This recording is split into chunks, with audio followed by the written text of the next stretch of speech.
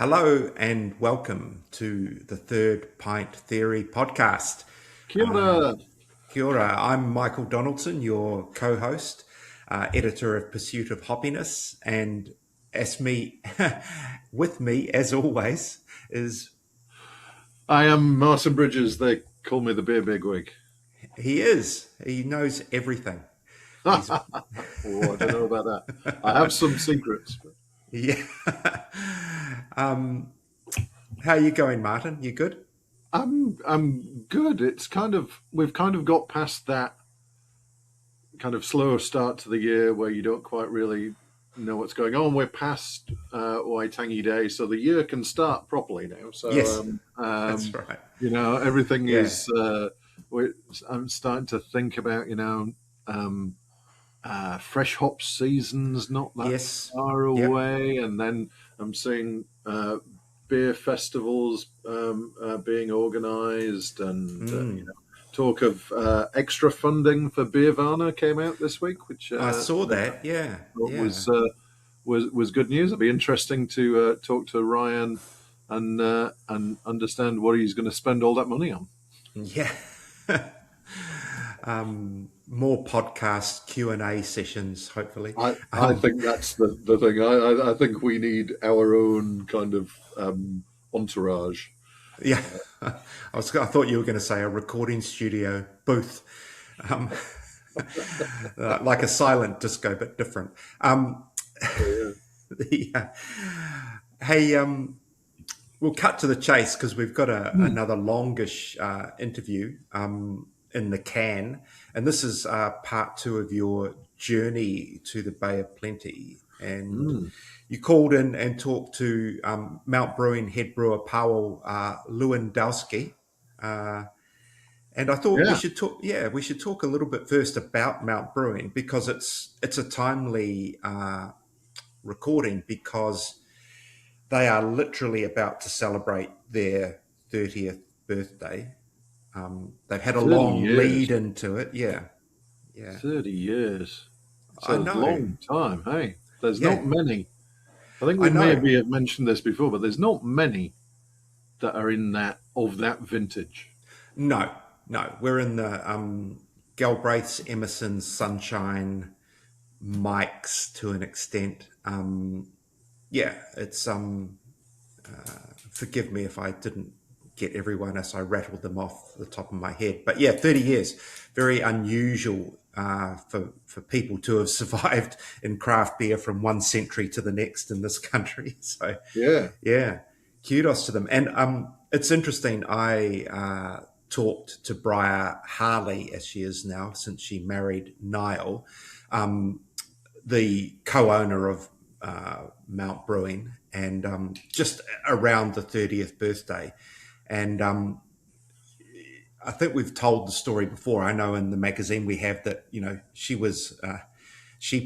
was born just 6 weeks before her parents, Glenn and Virginia, started Mount Brewing. So Yeah. it's been with her and her entire life, and which is pretty cool. And so she went from working in the bar part time, working in the adjoining super liquor.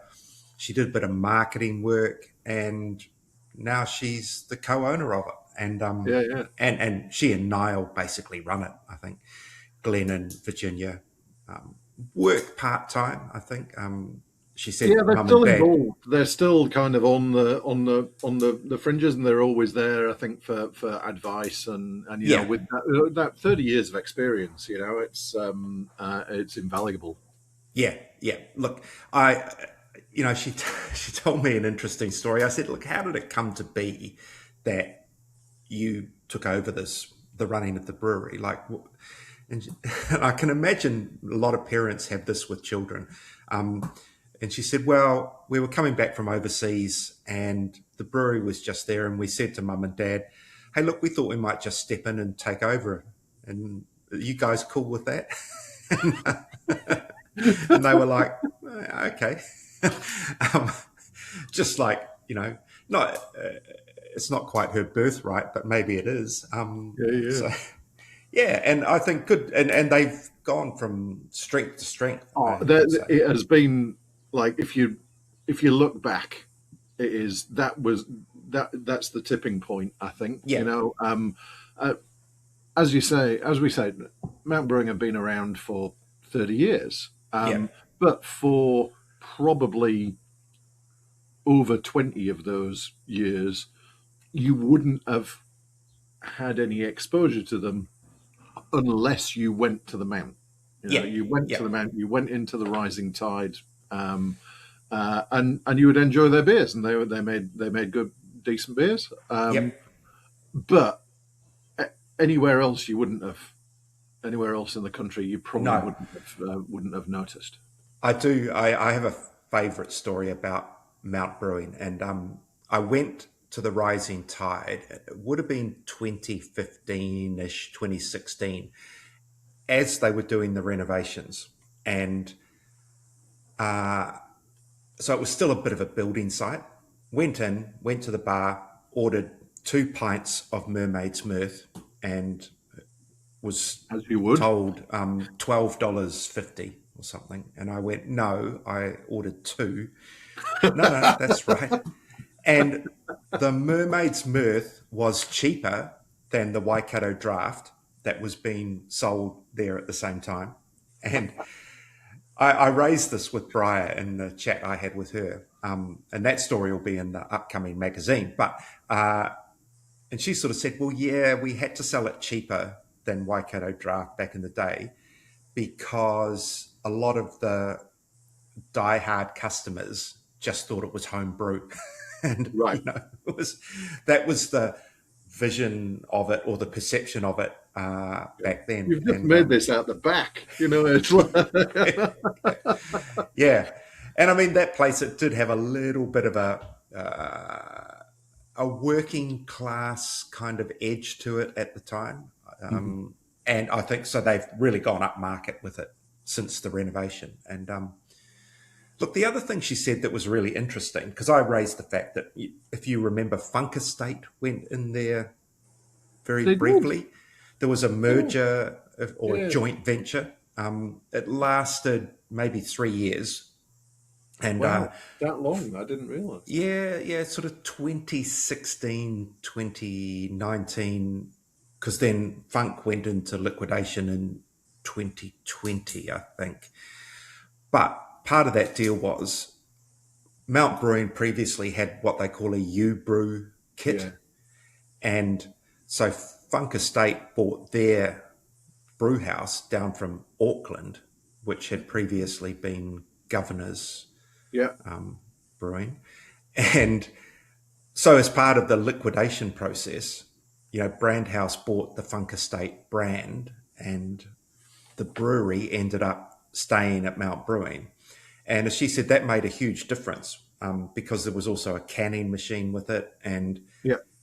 she just said that allowed them to really progress and elevate and move from bottles to cans, etc., etc. So a kind of a sad, bad news story on one hand proved to be just a little push that maybe they needed that was that 5-6 years ago now.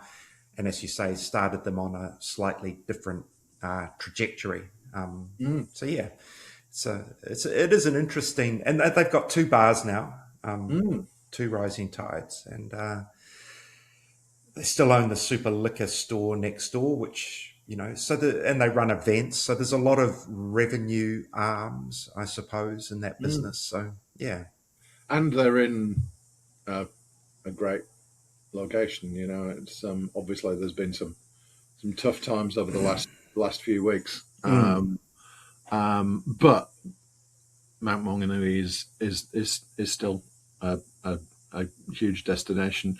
At the time that I was down interviewing Pawel, it was kind of early December, and so they were kind of in full ramp up mode for the summer, and they were brewing 2 batches a day, 5 days a week, okay, to basically build up stock for the summer. So that it's there is a seasonality to it. Obviously, that will kind of ease off. But they were flat out at the time.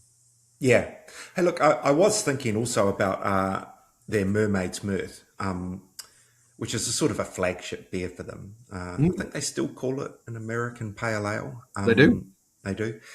Even it's been sort of refined over the years, but in terms of, for me, that was the first I'd heard of Mount Brewing because it was one of the beers of the year there was a Wellington magazine that I can't remember the damn name of, but Kieran Haslett Moore was one of the reviewers of it, and Hayden Green, I Oh yeah, think. yeah, yeah. Yeah.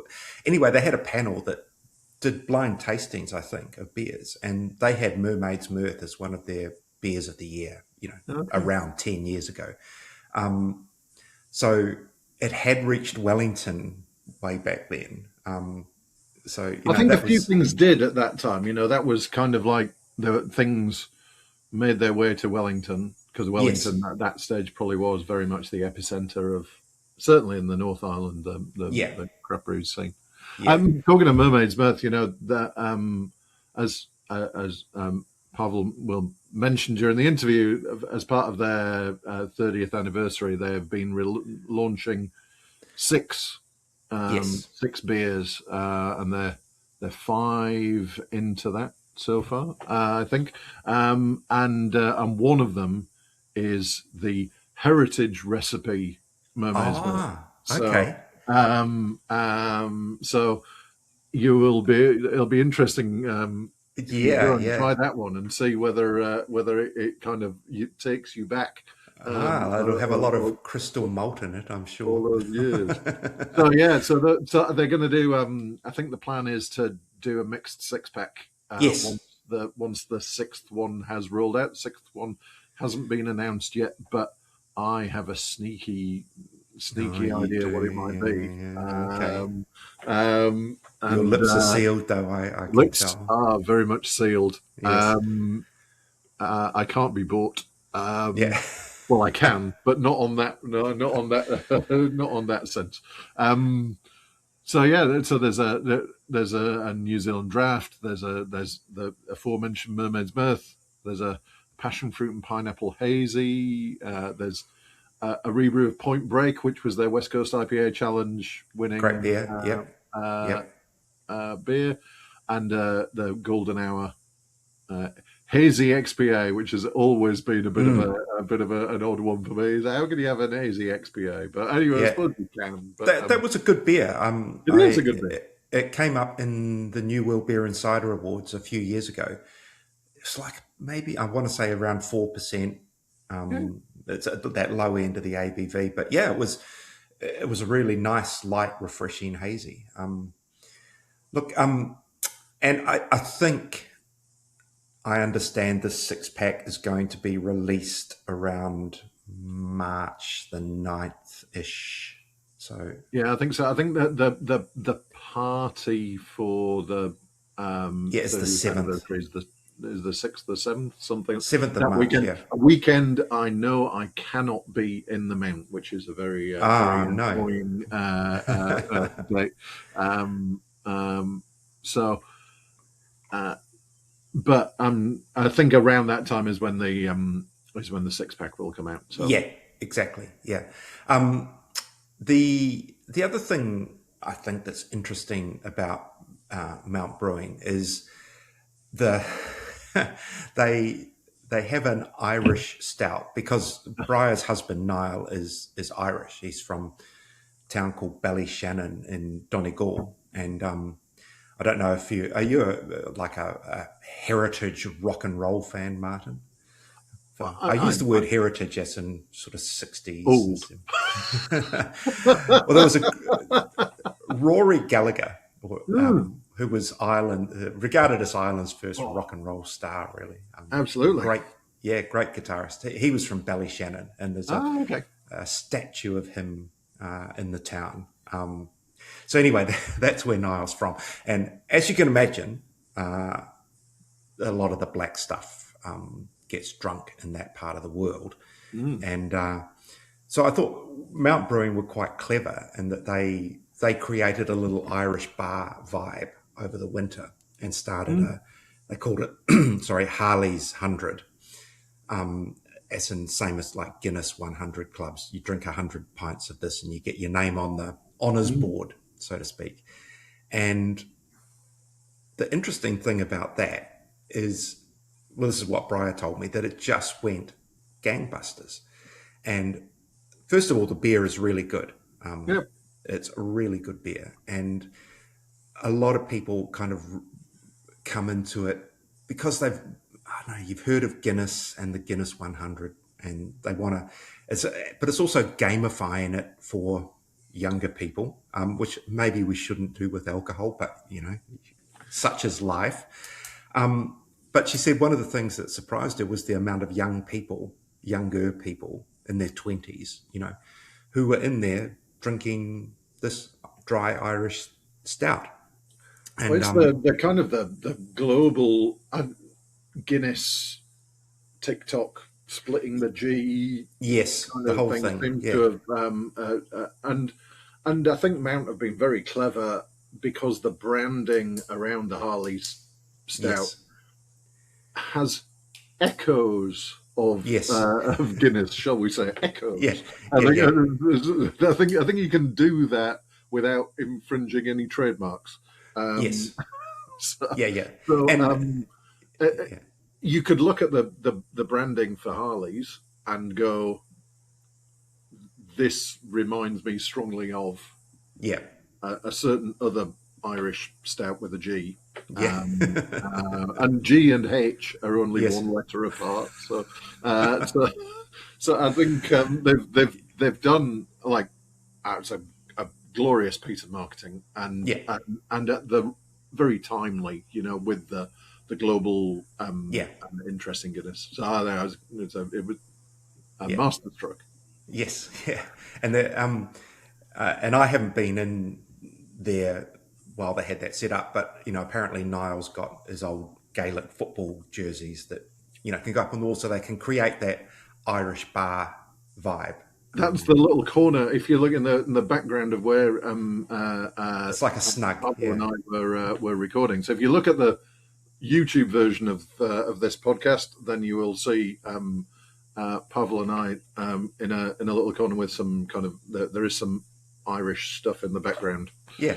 Yeah. So it's unlike many other Irish bars. It's not like an IKEA version that's coming from Europe. It's kind of the genuine thing, and I think that's pretty cool.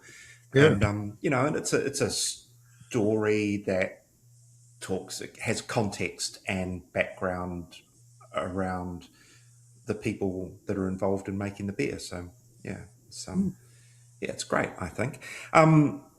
Right. Well, without further ado, should we cut across to your interview with Pawel in the Mount Brewing Rising Tide, which we were talking about the other week, hosted Lagerfest. Yeah. We won't go over that, but that's another good little marketing thing that they've done there. So yeah, they're doing great stuff. They are. Yeah. Right. Enjoy. We'll cross over now. We'll be back on the other side. Cheers for a good Tuesday. Absolutely. Welcome to the third pint theory. Pawel. Thank you for having me. It is. It's great to be here. I Glad was you trying made to it. remember if I'd ever. I don't think I've ever actually been in the Rising Tide, which is your home, your tap room Yeah, it for is. Mount Brewing. Oh, thank you for coming here. It's definitely a special area, special place. You can, as I mentioned before, it's like every time you come here, it's mini beer festival, right? So we're experiencing one of 40 taps that we have, nearly 40 taps. So yeah, it's a good place to be. What is just before we kind of get into everything else? What are we drinking? Also, at the moment, we are drinking Oktoberfest beer, German Pilsner. I'm saying Oktoberfest beer because we brew this beer specifically for Oktoberfest that we hosted here. It was quite busy day. People were thirsty, obviously, but yeah, it's not our regular beer. We just brew this beer specifically for that event. Okay, that's cool. And It's a classic German Pilsner, Yeah. a little bit touch bitterness to it, right? Brew with the German hops, German malts. So yeah, I think it's a good example of style. really like it. Yeah, I do too. I do like a good classic German Pilsner, and that little pinch of bitterness is really good. Still nice drinkability to it, and yeah, it's dangerously Absolutely. drinkable. So cheers for that. Cheers. So let's start. Not right, maybe not right at the beginning, but let's kind of talk about what brought you to Mount Brewing. Alrighty, so where everything started. Yeah. Oh, basically everything started 10 years ago. I came here 10 years ago. As a young man, 20 kilograms ago. It's been a long journey. After I finished my uni, let's make long story short, I'm not the best in that, so I hope you have time for this podcast. Oh, we can always edit. I hope you're going to have a lot to edit. But making long story short, when I finished my uni, believe me or not, I never studied brewing before. So I finished my uni in economy and finance. So actually I have 2 masters, one in finance, second in economy. And after I finished my uni, I was just wasn't ready to necessarily go to my professional background, work in a corporation or in finance. So I decided to buy one-way ticket to Asia and travel a little bit before I go back to Poland. And then I moved to Indonesia, lived there for 1 year, and then I wanted to move forward somewhere else. So work and holiday visa came out for the Polish people to New Zealand, and I was like, you know what? I don't have any plans to come back at the moment. I'm not in a rush. So I look at the map where actually New Zealand is. It's always good. It's always good to find one that's got us on it. Yeah.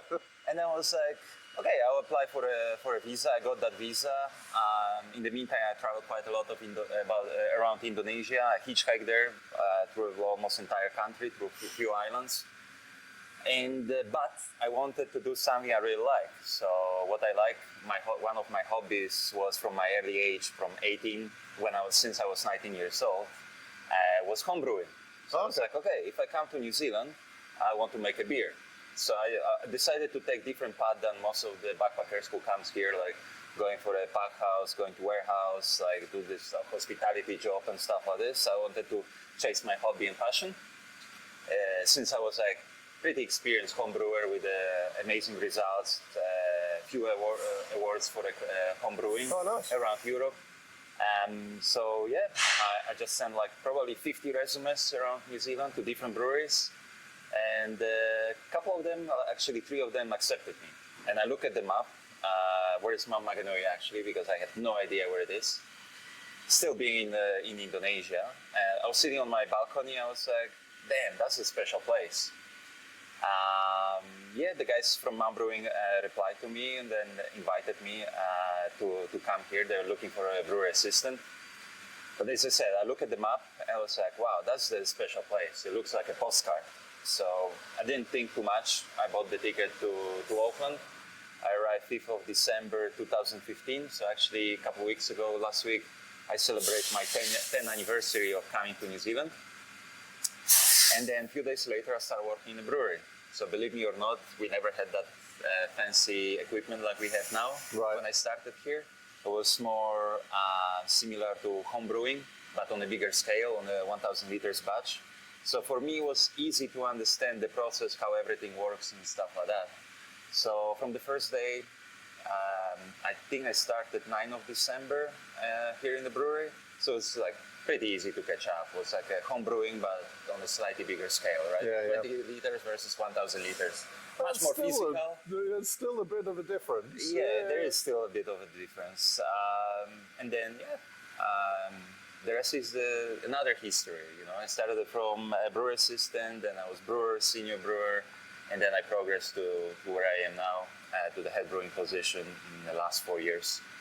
So along that way, in the last 10 years, I had a chance to develop quite a few recipes here, work with amazing people. It's been a long journey. It's been a long journey. And this is probably why we are here. I think,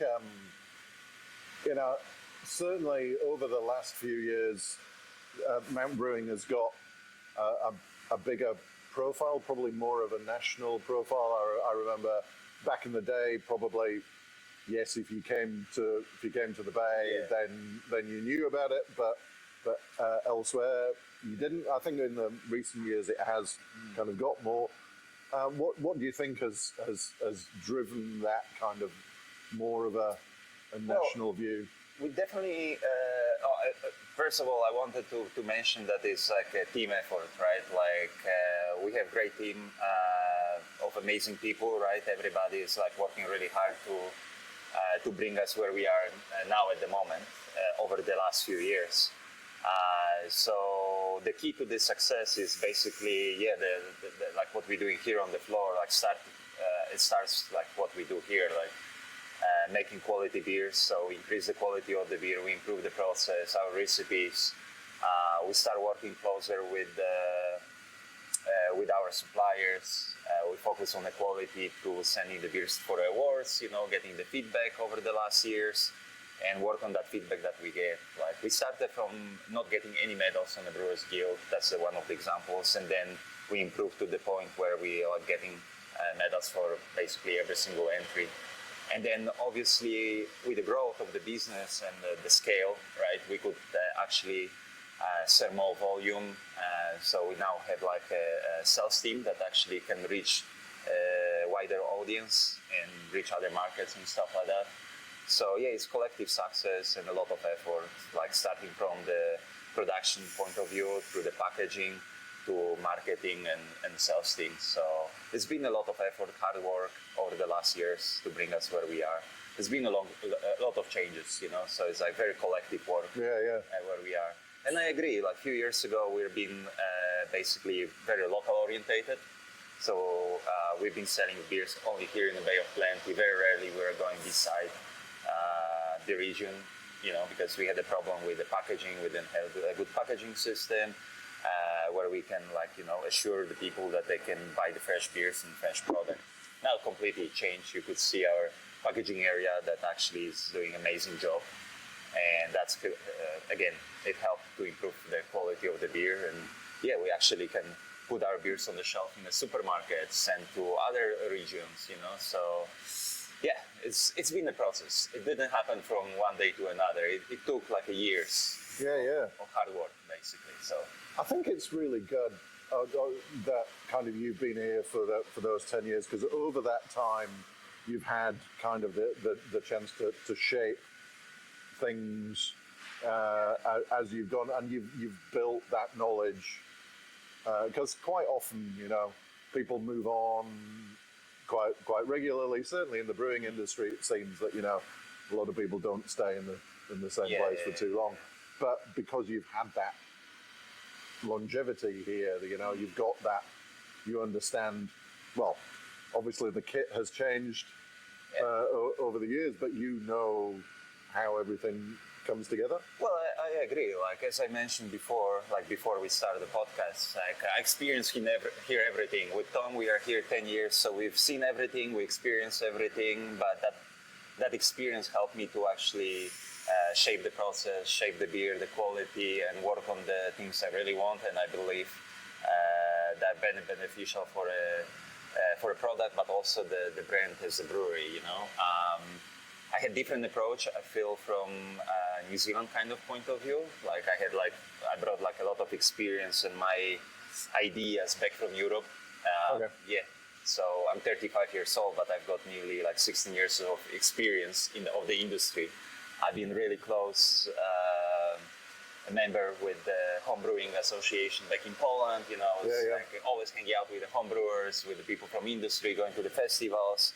So the market there looks completely different than here in New Zealand. Mm-hmm. So a few ideas I brought here and implemented into our beers, our packaging, let's say, recipes, and other processes. So I want to believe that I'm doing and we are doing a pretty good job here. So I think it's definitely the case. I was saying before we started, that year on year the quality of the beers and has just kind of progressed upwards, and that I think you're dead right in the combination. What drives success is quality, and you can't really expand if the quality of the Oh, I completely agree. But there's many factors that affects the quality, right? So throughout those years, we have like many talented brewers here in this country, and because of that kind of connection between the breweries, between brands, it actually brings the quality not only for the Mount Brewing but also for our industry as a whole. You know, so for me, it was very important to work with other breweries, talk to the other brewers. You know, like doing collaborations. Going to symposiums, conferences, attending like a brewery events, festivals, Birvana, Gaps back in time. Every time I go for a holiday back to Europe or Asia, I was like always hanging out with the brewers, like trying to visit different breweries and stuff like this. So behind every good quality beer, it's a lot of knowledge and a lot of effort. So Actually, it's a good point. One of the things I wanted to talk about was collaborations, because it certainly feels like Mount Brewing, do quite a few collaborations with both New Zealand and international breweries. Kind of where did that come from? Where did that start? Back in Europe, collaborations is like a quite big thing. Like many breweries, you know, Europe is way easier to connect with the people than here in New Zealand. Yeah. We are in Europe. Sorry, I'm gonna say from a European perspective, like it's way easier to connect with the other breweries, and it's no problem to go from Poland to Portugal, from Poland to UK or something like this, and collaborate with the great breweries. Yeah. And the reason behind those collaborations back in Europe is like synergy effect. You know, like you go to visit other breweries, you gain some knowledge, you exchange like recipes, kind of different processes, different experience, and that's how the breweries grows.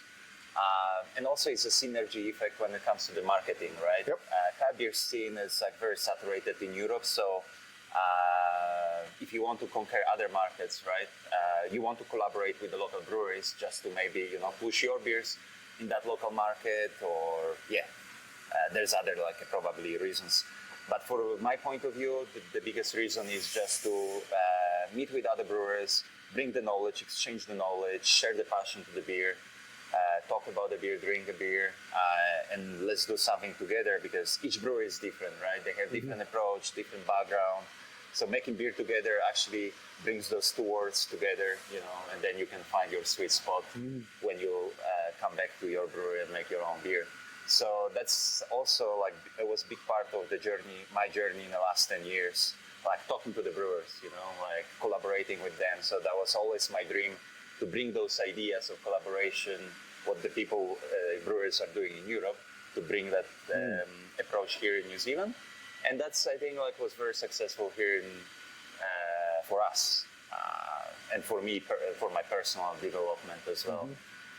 My whole knowledge is not only from the books or podcasts, but it's also from talking to other breweries and making beer together. And when I came here 10 years ago, honestly, I was like very shy guy, like, you know, but those guys in the festivals, like let's say Deep Creek, 8Wire, Maclaus, or some other like great breweries, they opened their heart and they shared knowledge with me, so I could take like few pieces from each of them and bring it here to Mount Brewing. So what of those collaborations that you've done, what are some of your favourite collabs that you've done? Well, like still there's a lot of things to be done. Like I want to make other collaborations. Back in time, I didn't even dream to make a collabs here with any of the breweries. But now, we have opportunity and chance to do the collabs. So I hope the best collabs is still still to coming. come. But the recent collab that we did but last season, that was a collab with Pinta and Arcus Brewing. Pinta from Poland, Arcus from Latvia. They came here for a harvest season last March. Okay. We made quite boozy, big imperial stout with coconut, cocoa, vanilla, and coffee. We used enormous amount of those adjuncts, but the beer was like, amazingly good. So that's a collab I'm proud of, not only because of the quality of the beer, but also I had a chance to make the beer with my friends, and I think that's very important. Like we did a couple of collabs before with Pinta, head brewer and CEO of Pinta is my best friend. So it was always my dream to make the beer with my best friend. We studied together, Right. finance, Oh, economy, right, okay. but we are both brewers. Yeah, right. So it didn't stick with him either. No, it didn't stick. It didn't stick. So, yeah, I think like that was my like a big kind of like tick in the box, you know, of my dreams, what I want to do in the craft beer industry for myself. So I did it, and then yeah, we came out with that boozy beer for our third collab. But then that time, we joined the forces with Arcus Brewing, which is another great brewery from Europe, from Latvia. And actually, I had the chance to visit them on my last holiday back in Poland, where I smuggled the suitcase of beers for a festival, where we were only brewery from New Zealand invited to that nice. amazing festival. They call me, I have a new nickname actually, they call me Crazy Polish from New Zealand. Yeah, because honestly, I came to the festival with a suitcase full of cans. That was great.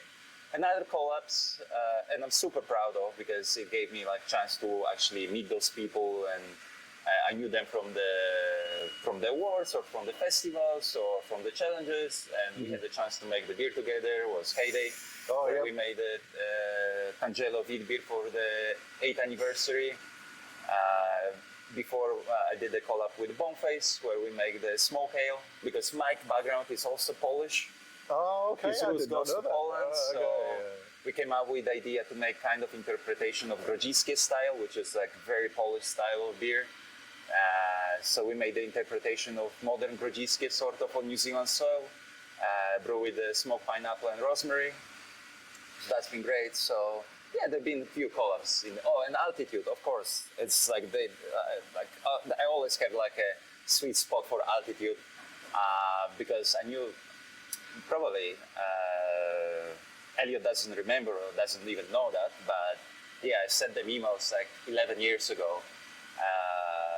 And they were one of the few breweries who reply and stuff, very nice, and they always had a good sweet spot in my heart. And every time I was traveling around New Zealand, I tried to drink the altitude beers. And then first collab we did was I think 3 years ago, when we brew West Coast Pilsner. So it was a big pleasure to make the beer with the great people. So yeah, just because of I had a sweet spot for them, and decided that they're making great beers. So it was amazing to make the beer with those legends. And we made the beer last year during the New Zealand IPA Challenge.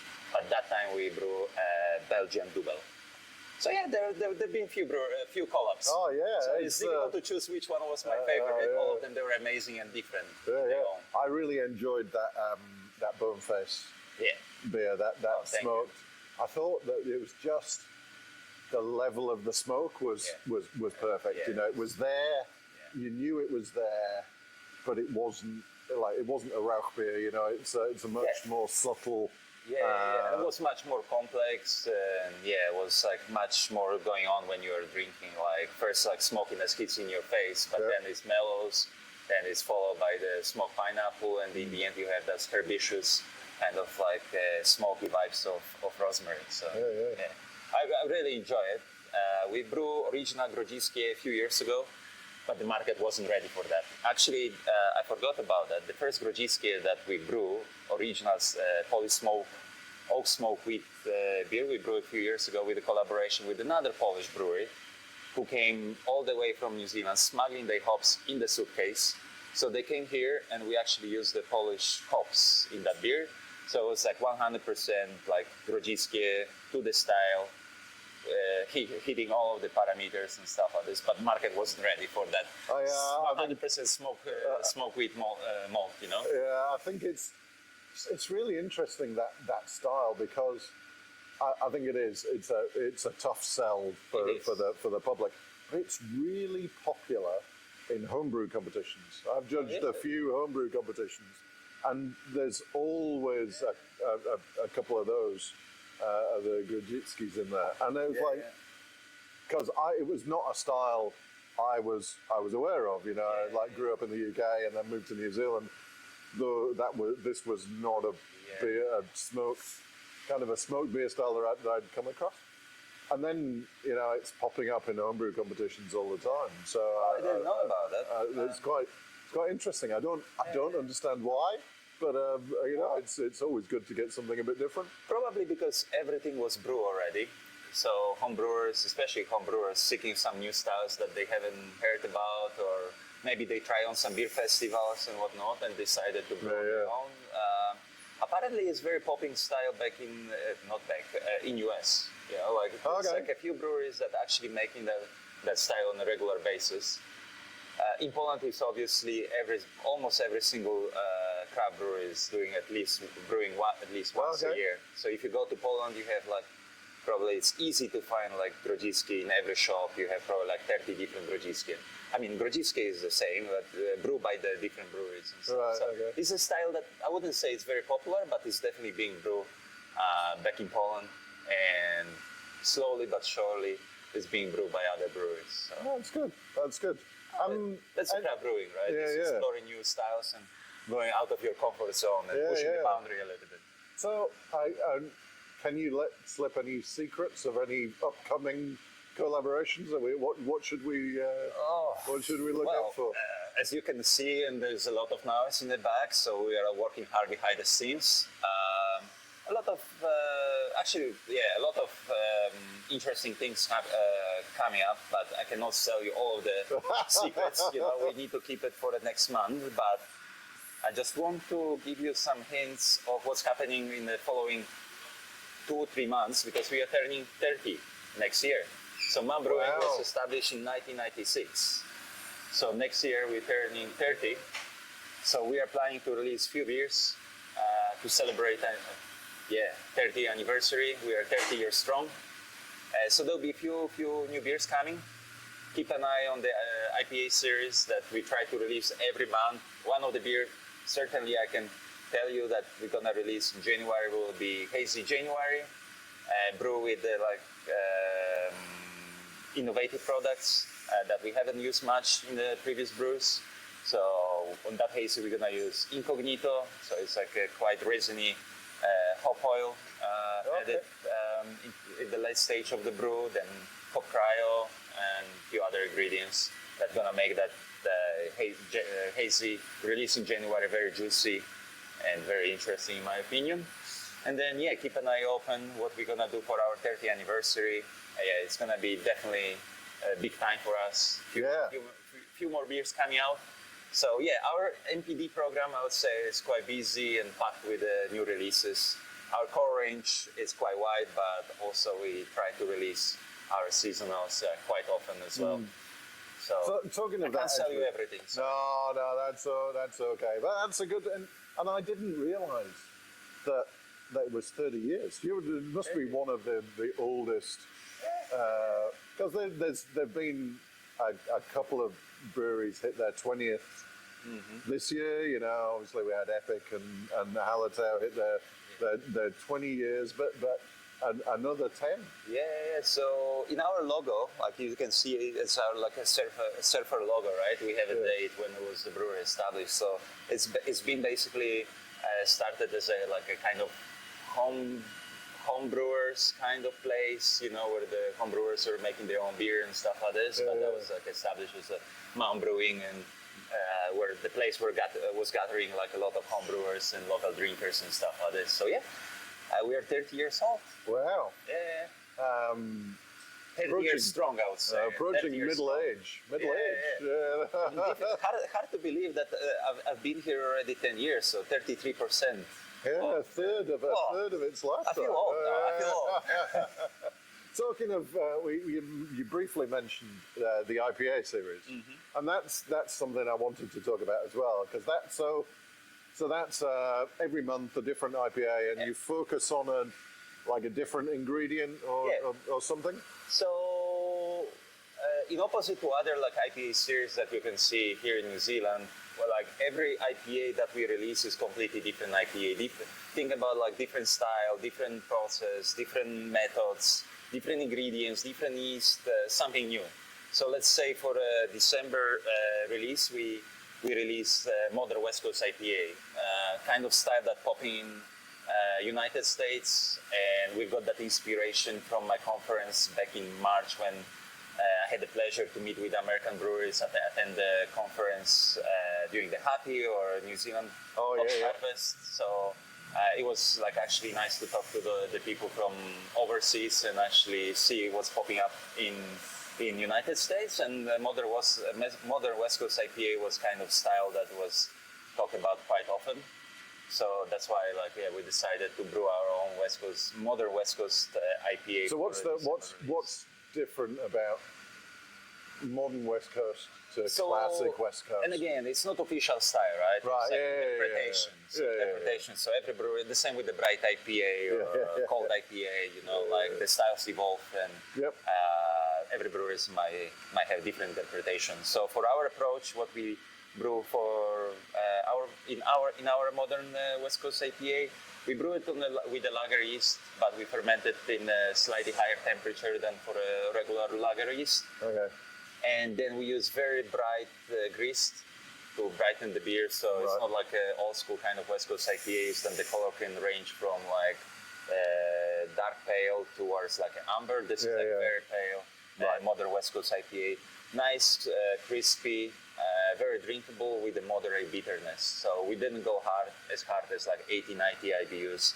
We tried to aim for like 50 IBUs, slightly lower ABV, think about like 6 to 6.3% versus old school West Coast IPA where ABV can go like up to 7%. And then using like modern hops, bringing like this citrusy, tropical fruit kind of notes, flavor, and aroma. And then we focus basically on the drinkability in that, and we use the lager yeast just because we wanted the hops to shine through without any esters and phenols profiles. So the lager yeast in that style, in my opinion, similar to cold IPA or West Coast Pilsners, they let the hops shine, and so it let the hops to pop without that giving you very aggressive bitterness and stuff like that. We can try it on the tap later. Oh, absolutely! I might have to. You're making me thirsty. So,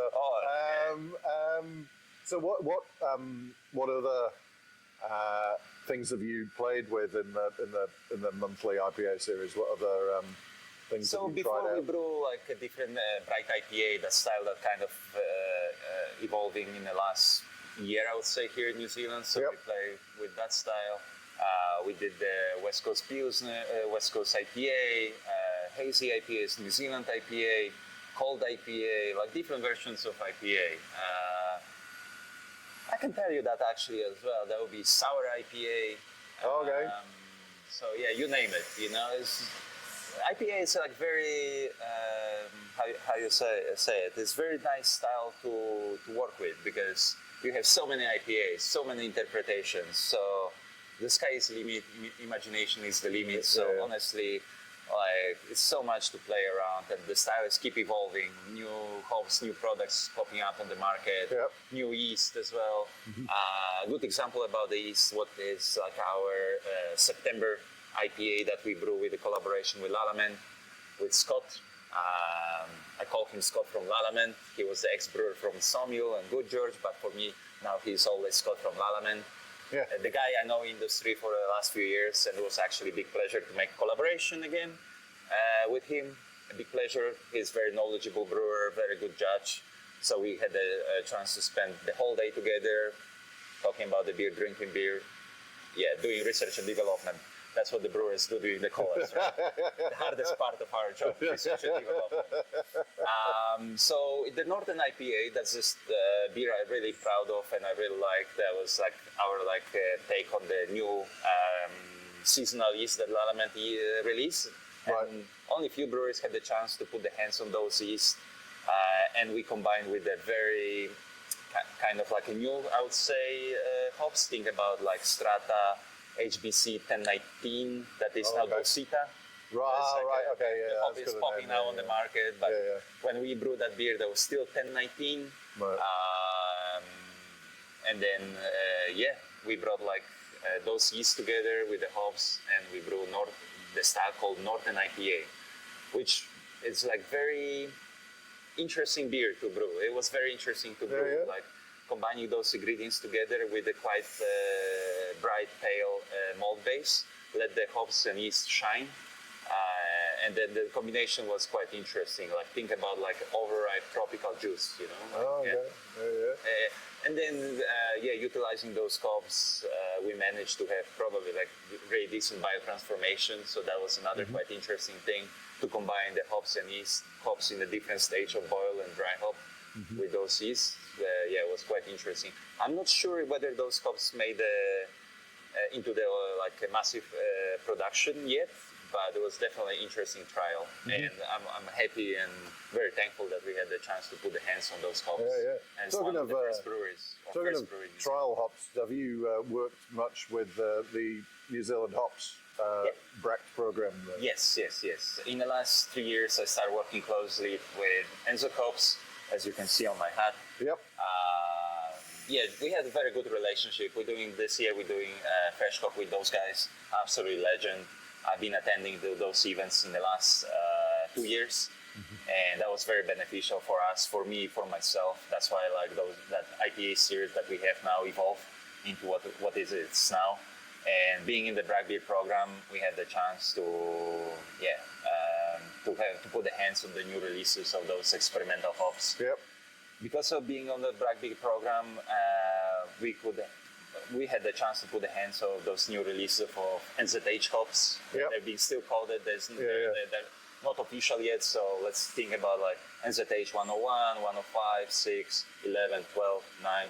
Yep. Last year we released the 4-pack of those NZH beer where we brew exactly the same malt base, the same yeast, brew day after another, brew by me, but with the different hop regime, different dry hop. The same base, the same yeast, sorry, but different hops, let's say. But exactly the same quantity. So you as a beer geek, you could buy that 4-pack and combine the can by can and make your own mind about the hops and stuff like this. So that's another thing I like to play around, with the hops.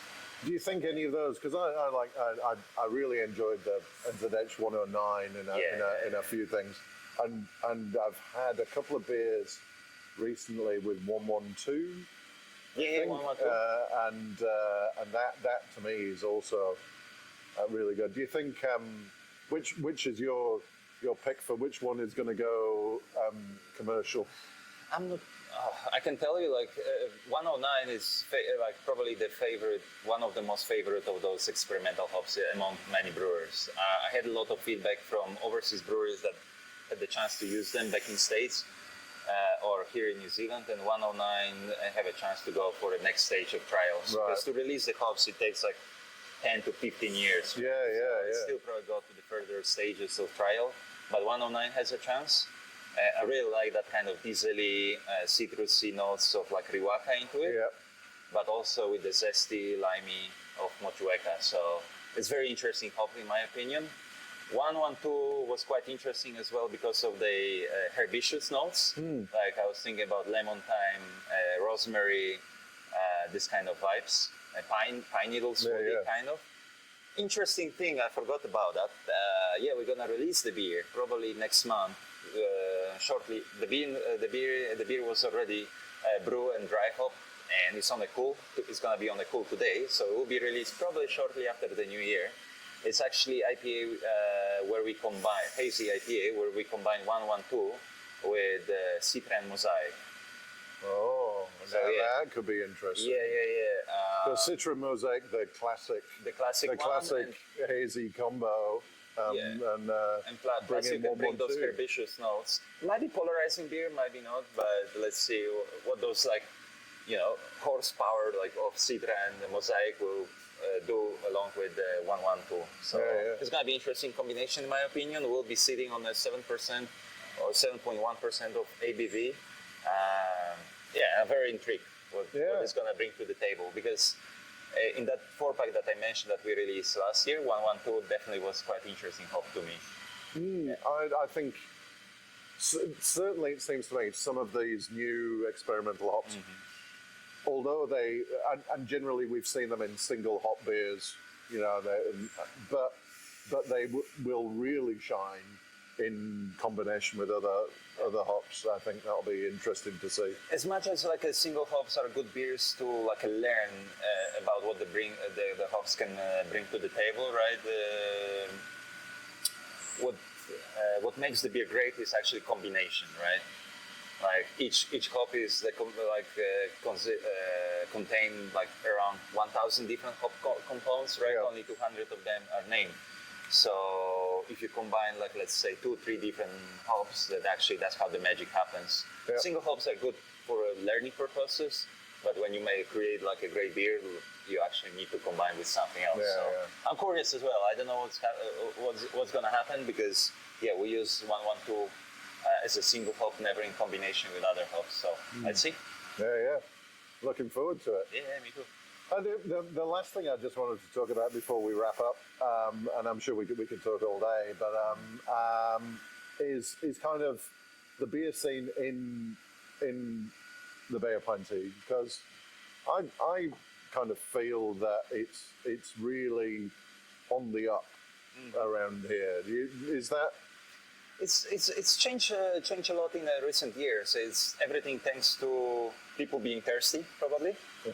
And second of all, it's just like having new breweries here, and it's great. I've always been jealous what's happening in other regions of New Zealand, where actually people from the beer industry, not only brewers but also home brewers, craft beer drinkers, can come and talk about the beer, drink beer together, exchange knowledge. Again, for me, knowledge is everything. Yeah.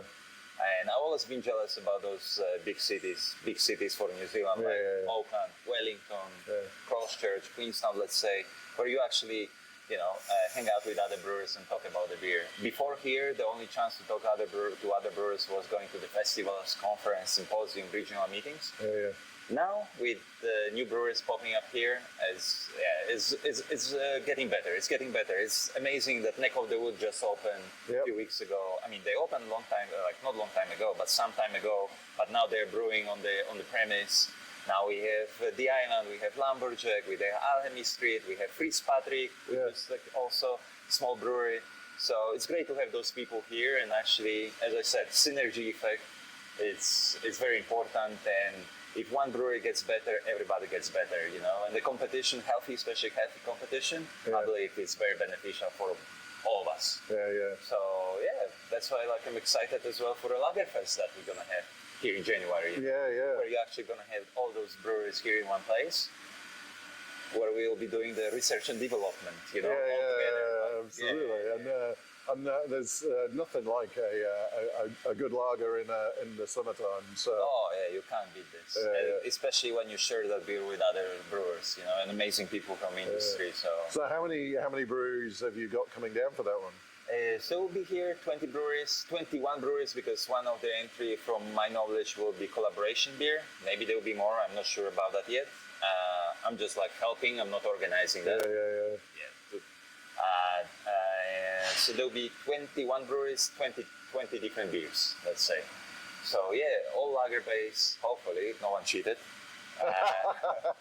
Don't bring the lagers made on the ale, on the ale yeast.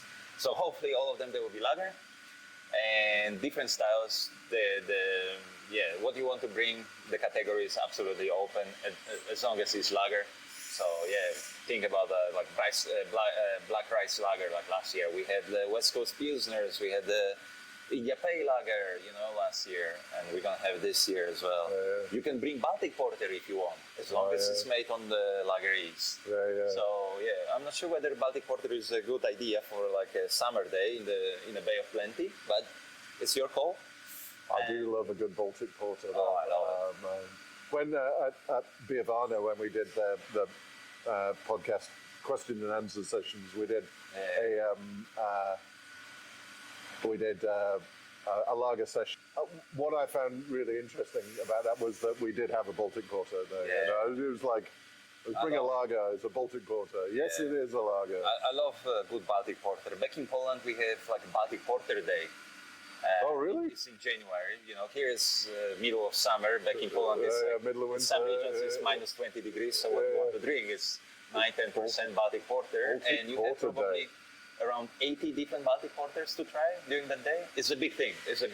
Honestly, it's official day. where like you have nationwide like the Baltic Porter tap takeover in every craft beer bar, basically. I think that we should be importing that. I think maybe kind of like June, July. Kind of like opposite. Well, it's perfect season. Like we do our dark beers seasonals during the winter times because that's the perfect time. It's still not too cold here, but this is the only time where you can make like a big boozy dark beers. Yeah, you don't certainly here in New Zealand. You don't want to do like 12% imperial style. I would love to, but but possibly not in January. not in January. For me, it's more about certain settings rather than weather. But I understand that if you go to the bar, you don't want to necessarily drink like very big beers. No, not at that time. Look, that's it's been awesome. It's been an awesome chat, and I really appreciate you taking time out of a busy double brew day. It's not my first rodeo. It's not my first season, so it's been a big pleasure. There you go. So it's been really good. Thank you very much, Pawel. Thank you very much. And cheers. Cheers. Nothing left. Last sip. Brilliant, Martin. That was great. And Pawel is such... We didn't touch on it at the start, but he has made such a difference to the beer. And I guess a focus on quality has been really important.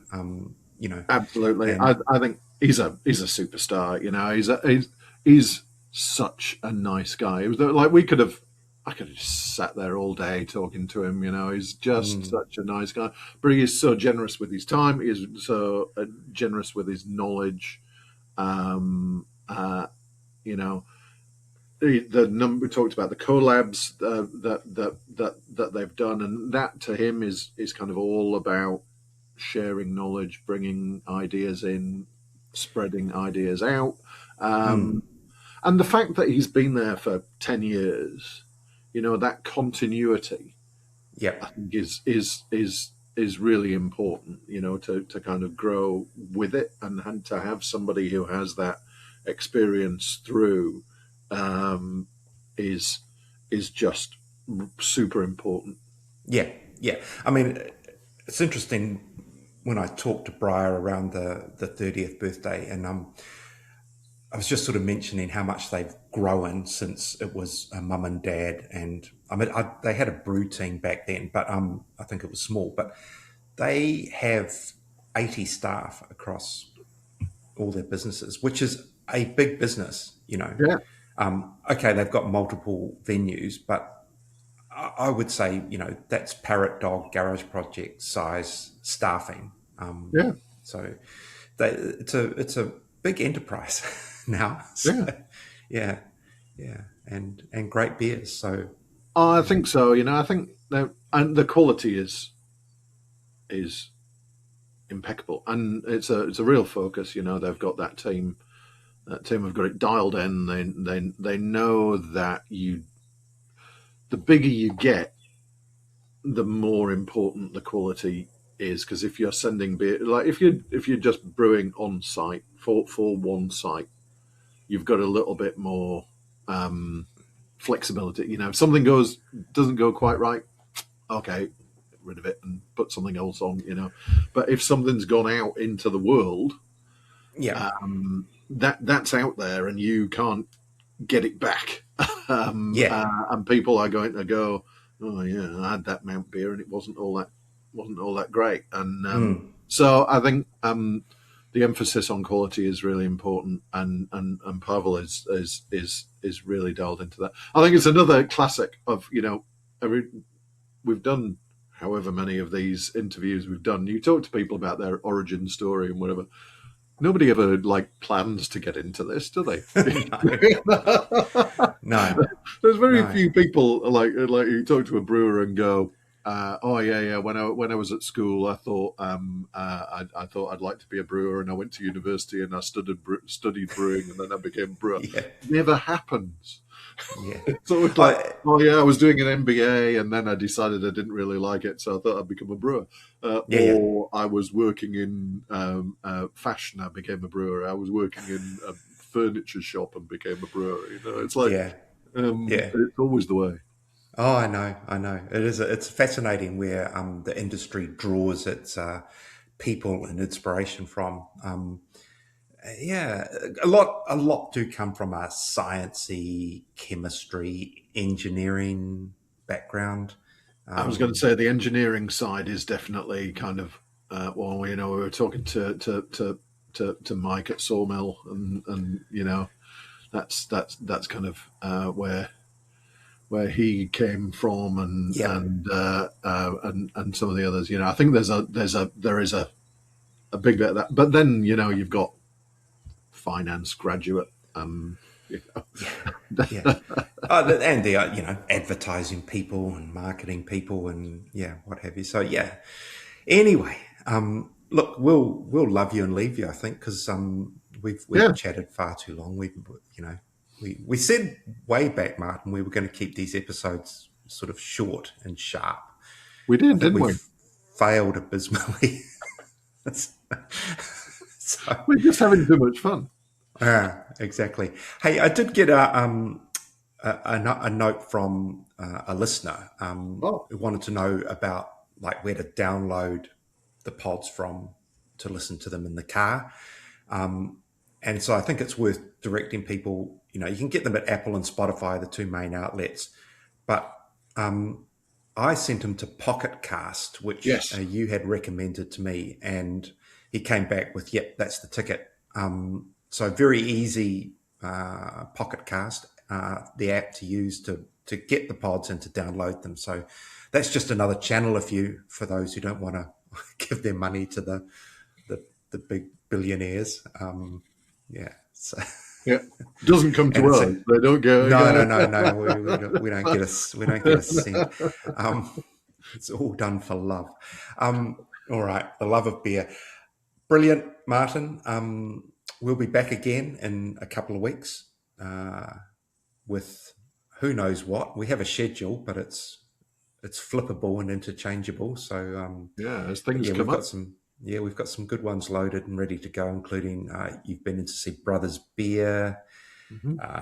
Ewan at 16 ton, Hmm. ahead of the Rare Beer Challenge, which you are the head judge for, I am indeed.